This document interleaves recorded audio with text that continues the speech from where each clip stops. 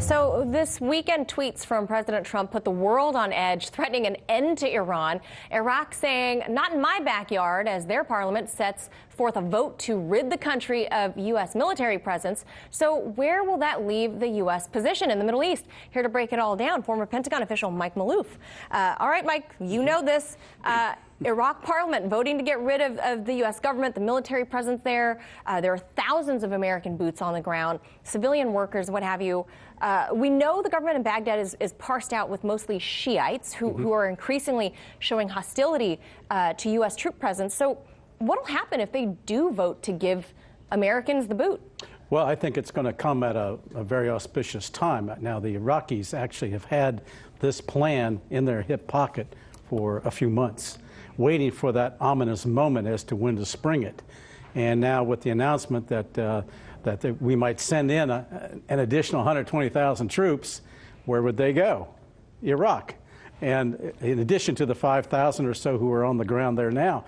And that's why you're seeing this Shiite-controlled government reacting. And a lot of it's probably some of it's under the influence, I say some, under the influence of Iran.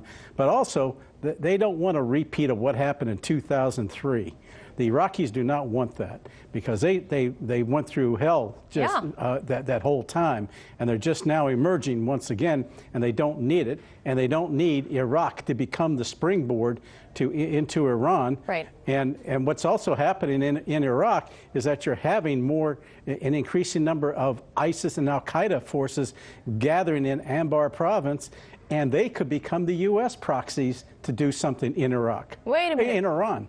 Wait a minute, back up here. Yeah. Who would become the U.S. proxies? ISIS and Al-Qaeda. So once our enemy could now be turned the other way to work in our favor? They're Sunnis, and that's why the U.S. was so adamant on having control in that one area at Al-Tanf, because they want to have access into the right? Anbar province. Yes. So how much blame will Iran get if the Iraqis, like we said, their parliament is mostly led with Shiites?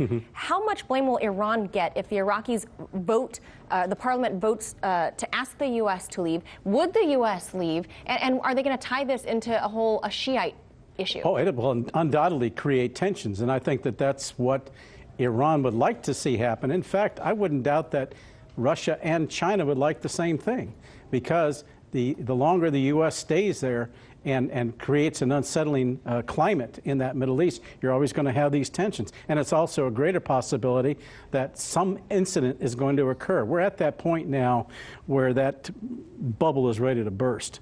And that's the unfortunate thing. And I think that while this might upset U.S. timetables and Bolton's plans, I think that it will have a calming effect in the sense that the U.S. is going to have to rejigger its strategy. So then what's your read on this weekend's White House bluster towards Iran? We heard in the clip there that President Trump blamed everything, all the problems, the woes in the Middle East, he blamed them on Iran, not reflecting at all on the nearly 2 decades that the U.S. has made their presence known across the Middle East. Is it bluster, or are we accidentally heading towards a war because it's a bad game of chicken? Well, there's a number of answers to that. Number one, I think it's President Trump having a Game of Thrones moment with fire and fury threats.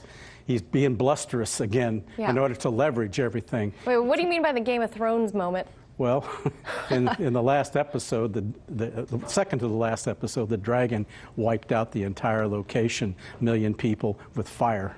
So, I mean, this is what he's talking about. It's similar to what he threatened with North Korea. So right, but it's redirected now. It's redirected, but the fire and fury concept is still there. And what the problem with that is that Iran itself is also fighting ISIS, and they have every reason to be concerned about who occupies and is going through Iraq. Are their resources spread thin then? Because they're still, like you said, fighting ISIS.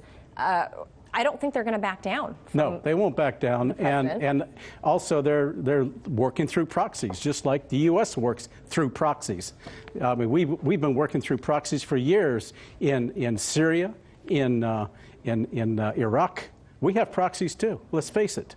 the Kurds in Syria. Yes, we had the jihadi Salafists, and we paid them or we fought against them depending upon whether they were a direct threat to U.S. assets. So this thing is so fluid and can change in a moment's notice. Yeah, I think the shocker for a lot of viewers was that, who knows, we might be using ISIS next to go fight We could be Tehran. using their elements. We could be using their elements because ISIS has demonstrated an ability to attack Tehran itself, and that's happened. Wow. They, in fact, attacked their foreign ministry about a year ago, a little over a year ago. Enemy of our enemy, right, Mike? There you go. As always, appreciate your expertise, Michael Maloof.